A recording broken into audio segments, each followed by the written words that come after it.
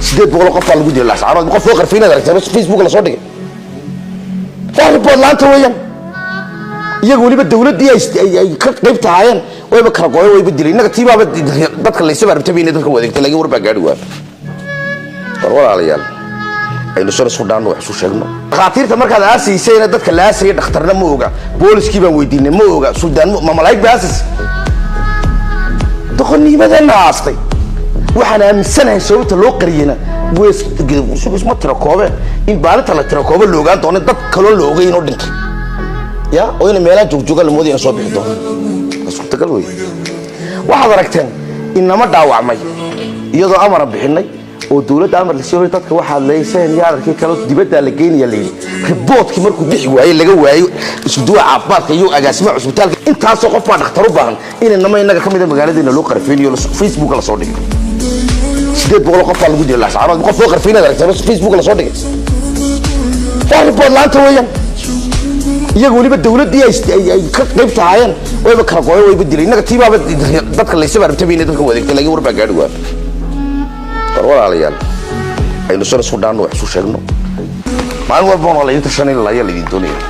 maxaa ka wada hadlayna hadayna waxba sheeg karin oo oran karin aniga dhakhtarkayga shan baa ku dhimatay 20 way dhaawacmeen intaan oo qoyay midkiina ma oran midkiigaas meel sheeganaysa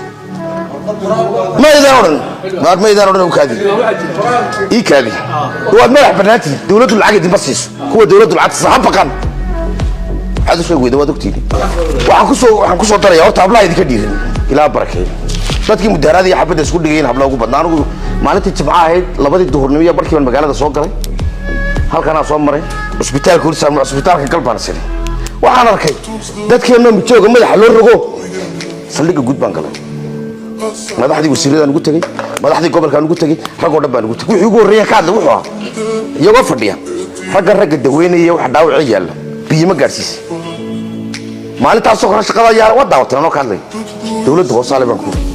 ninka baraas halka halka inaga tagay leeyahay anaga ma telefoon ku qabsado wuxuu garaacay maayarkii wareeye biyo maxaad gaarsiis maxaan u gaarsiinaya waa amar buuri barasaaba gaarsiin buuri waa amar